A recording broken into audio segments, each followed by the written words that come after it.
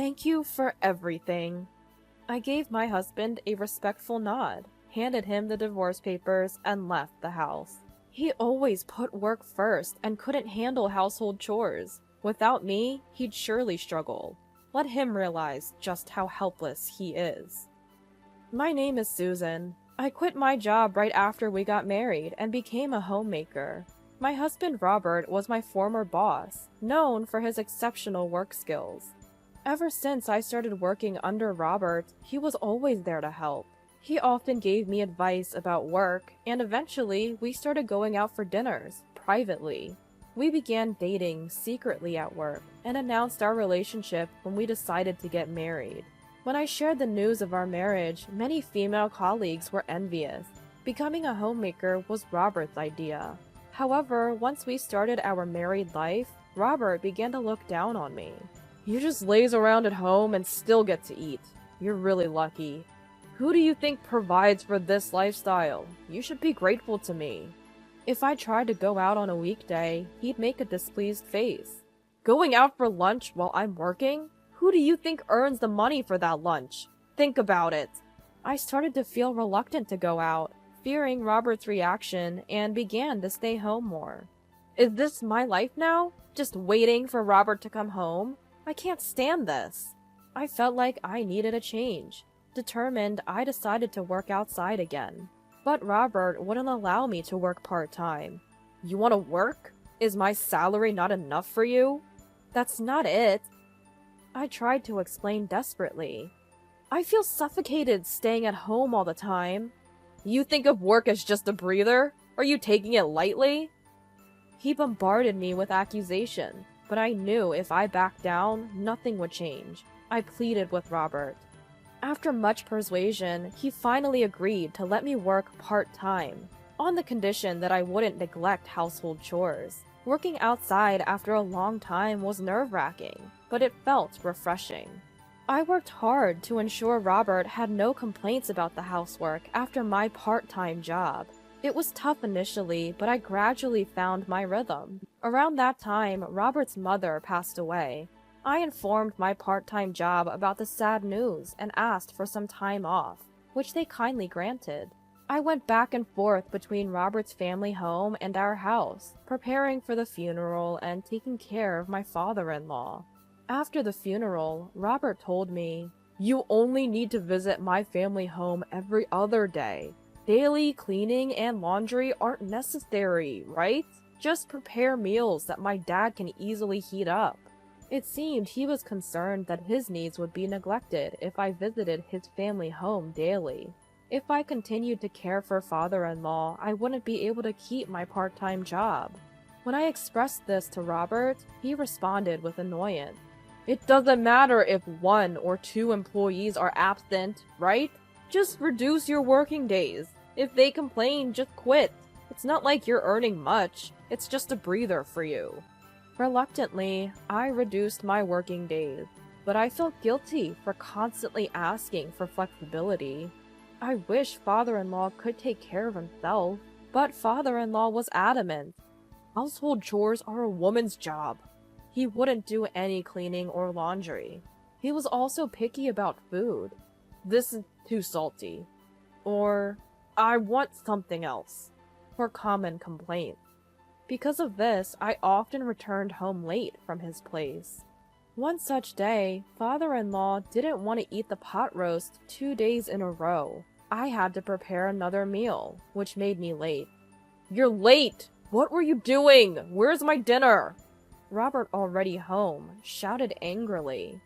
"I'm sorry, father-in-law wanted something different, so I had to make another meal. I'll serve dinner right away." I served Robert the pot roast I brought back. "What's this? You promised to take care of the house as usual, right? If this happens again, you'll have to quit your part-time job." "Wait a minute. I was late because I went to your family home, not because of my part-time job." "Enough! You're stretched thin because of that part-time job. Don't ever make me wait again after I come home from work." I knew arguing wouldn't change his mind, but I couldn't accept it. I continued to juggle household chores, caring for father-in-law, and my part-time job. sacrificing sleep. Then one day, I received an unexpected call from my mom. "Susan, your dad's been diagnosed with a severe illness and needs to be hospitalized." I learned that Dad's cancer was advanced and beyond treatment. I wanted to visit him immediately, but Robert was unsympathetic. "Visiting him won't change anything. Focus on our home." Reluctantly, I took early leaves from my part-time job to visit Dad. Half a year later, Dad passed away. While helping my devastated mom with funeral preparations, I informed Robert about the funeral date. His response was intimidating. "You'll be back before I return from work, right? I don't want to wait for dinner again." "You're attending the funeral too, right?" "Why would I? It's a weekday and I have work." "My dad just passed away. Can't you take paid leave?" "In theory, yes, but I have important meetings. It's not that simple. It should be a priority to bid farewell to a family member. When your mom passed, I took several days off. I'm still adjusting my work schedule for you." Robert scoffed. "Don't compare your part-time job to mine. I have responsibilities you wouldn't understand. I can't just take time off." After more pleading, he reluctantly agreed. "Fine, I'll take a few hours off for the funeral." Saying so, Robert forcibly ended the conversation. With the funeral preparations, I visited my family home more often, took more days off from work, and reduced my visits to father-in-law to every third day. Consequently, I could only manage household chores every third day. Robert grew more irritable. "You've been slacking off with the chores. You haven't cleaned in 2 days." "Because..." I desperately excused myself to him. "I was helping Mom all day 2 days ago, and visited father-in-law yesterday." "Excuses again? Your mom has been managing the house for years. Why does she need so much help now?" "After Dad's passing, she's too devastated to do anything. I want to be there for her." Robert dismissed her grief. "She's just being weak. Your dad's illness wasn't sudden. She should have been prepared. This is why I say women." "How can you say that? Even if she knew losing a lifelong partner is devastating. Can't you understand her feelings?" "I'm saying she should face reality. Your dad should have planned better. Leaving without preparing his wife is irresponsible." "How can you speak of my family like that? Don't you have any respect for them?" "What's there to respect? Just because they're older? That's naive thinking."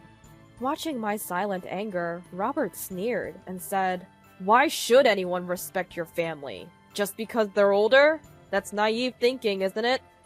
"How can you say that? Not just about my mom, but also about my dad, who passed away after a long illness." That was the moment I decided to cut ties with Robert. I can't talk to him anymore. Just being in the same room with him makes my skin crawl. I began to secretly prepare to leave the house, using the funeral preparations as a cover. I discreetly moved my belongings to my parents' home. It was hard to tell my grieving mom about the current situation, but I couldn't bear it any longer. I couldn't stand Robert's attitude, and I wanted to move back home. When I told my mom, she comforted me, saying, "You've done well so far. If Susan wants to come back, I'd be more than happy. It won't be lonely here with you." "Thank you, Mom."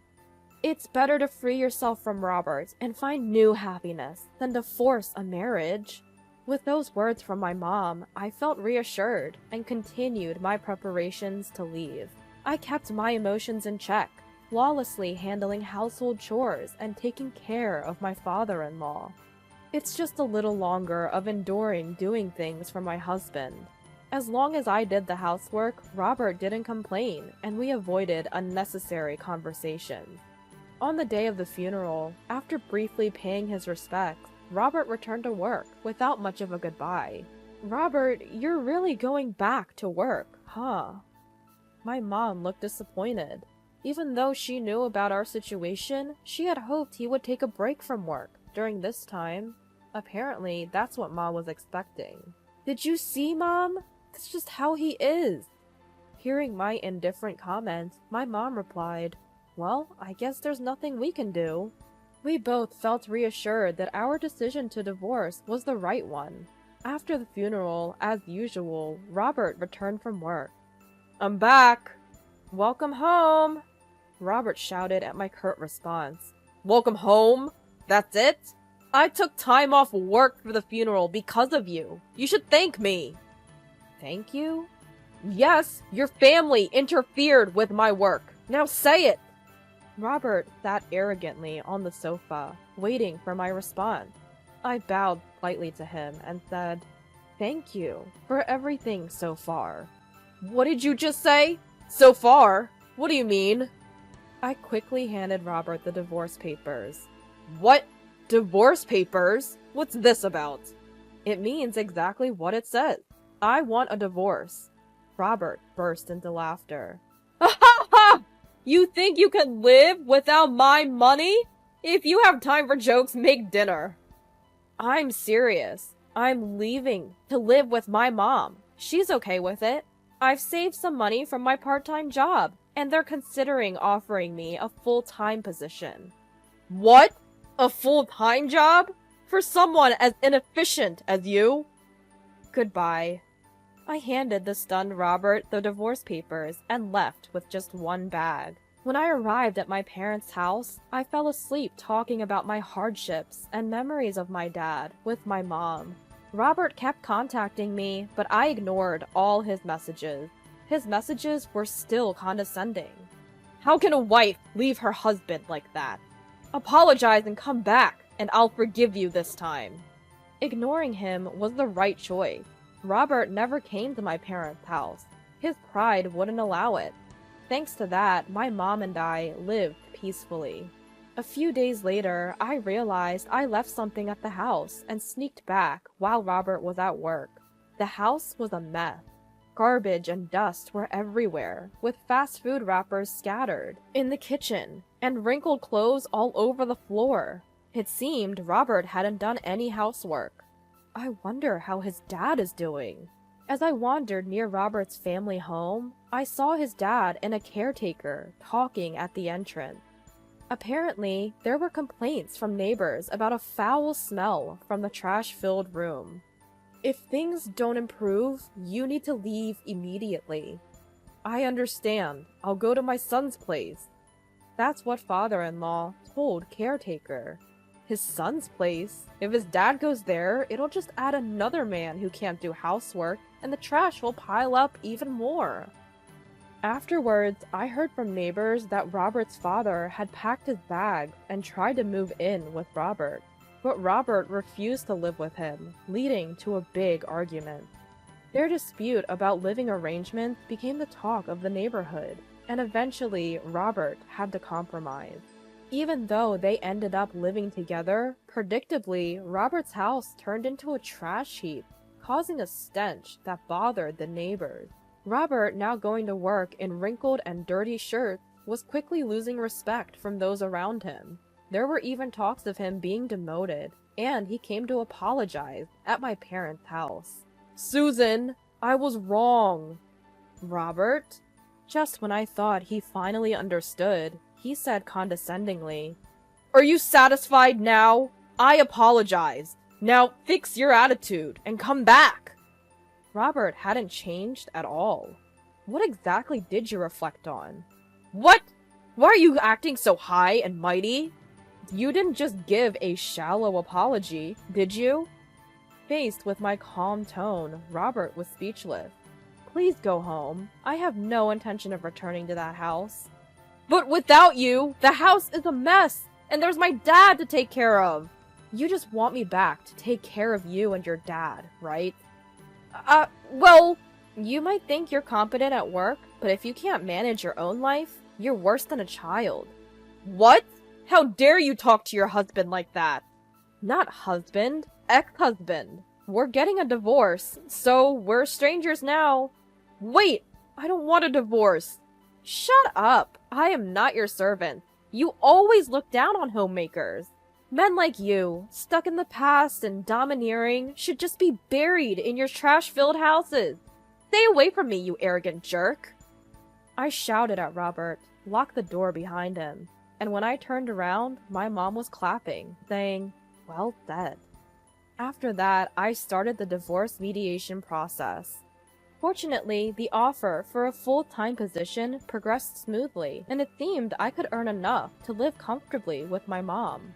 My mom, who had been down after losing my dad, was gradually regaining her spirit now that I was back. Life with just the two of us is now fulfilling and joyful. According to my lawyer, Robert and his dad are still living in their trash-filled house. Known in the neighborhood as the useless father-son duo, they're the subject of gossip. Robert, unable to sleep properly because of the trash, is always sleep-deprived. As a result, he lost focus, made a significant mistake at work, and was forced to resign. Without the means to hire a housekeeper, their future looks bleak. Looking back, I feel foolish for trying so hard to please Robert. I'm grateful to have escaped a life of constant endurance. From now on, I'll live my life to the fullest.